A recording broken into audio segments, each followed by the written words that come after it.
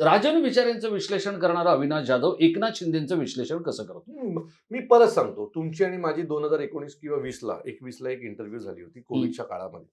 त्यावेळेला पण मी तुम्हाला म्हटलं होतं माझं आणि त्यांचं काही वैर नाहीये, पण मला अपेक्षित असलेलं ठाणं हे ते करू नाही शकले. ते करू नाही शकले की त्यांना करू नाही दिलं? कोण नाही करणार? मागच्या 2.5 वर्षाचं सत्ता त्यांची सेवा का नाही केलं असं म्हणूया. आधी तुमच्या हातात नव्हतं.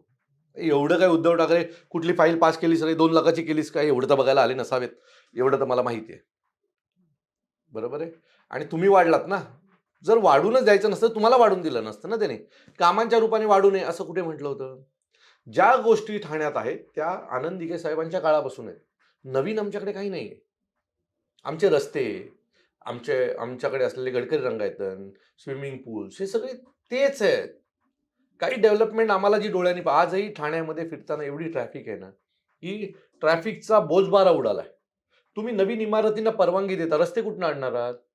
तुम्ही आज तो अजय असरला एवढ्या इमारतींना परवानग्या देऊन ठेवल्यात, त्यांनी आतापर्यंत 10,000 घरं बांधली असतील. याचा अर्थ 10,000 कुटुंब आली ना ठाण्यात राहायला. 10,000 कुटुंब गाड्या कुठे पार्क करणार ठाण्यामध्ये? त्या ठाण्यातल्या गाड्या पार्क केल्यात, त्या गाड्या जाणार कुठून? या सगळ्याची पण व्यवस्था तुम्हाला करायला पाहिजे होती ना. आमचा जो डीपी आहे त्या डीपीचा तुम्ही वापर नीट करायला हवा होता. तुम्ही एवढी जर सगळ्या परवानग्या देतात तर त्या पद्धतीचे रस्ते उभे राहायला पाहिजे होते. पाणी, धरण, आज ठाण्यामध्ये 4,000 कोटीची महानगरपालिका आहे. मागील 20 वर्ष धरण येईल, अजून धरण नाही आला. धरणाच्या आजूबाजूच्या जागा गेल्या, नगरसेवकांनी विकत घेतल्या, त्याच्या जागांच्या किमती डबल झाल्या, पण धरण काय होत नाही आमचं. आता त्याच्यावर जर मी बोललो तर तुम्हाला राग येतो. ठाणे का होत नाही मला काय माहिती. आता आम्ही प्रशासनात नाही आहोत, त्याचं उत्तर तुम्ही द्यायचं मला, का नाही होत आहे. जर मागून आलेली नवी मुंबई महानगरपालिका स्वतः जर पाण्याचं धरण आणू शकते तर आम्ही का भाड्याने पाणी विकत घेतोय? आज ठाणे घोडबंदर रोडला अनेक टँकर माफिया एका सोसायटीचे 13 14 लाख रुपये पाण्याचं बिल भरतात. त्याला दोषी कोण आहे? पण तरी ठाणेकर त्यांच्यावरच का विश्वास ठेवतात? अरे बरं, पाणी जे येतं ते कुठनं येतं? टँकर माफियांच्या टँकरमध्ये येणारं पाणी कुठलं आहे? आमच्या साकेत बीचच्या खाली ठाणे महानगरपालिकेचे पाण्याचं मोठं जलकुंभ आहे. तिथेच पाणी भरतात. तेच पाणी ठाणे महानगरपालिकेचं 600 रुपयाला भरून 3,000 रुपयाला जाऊन सोसायट्यांना विकतात. मग ते थेट पाणी आम्हाला पाईपलाईन मधनं द्या ना. पाईपलाईन काय दिखाव्यासाठी टाकलेत का, की फक्त 1 तास पाणी येणार? सो याच्यावर मी प्रश्न विचारला तर राग येतो.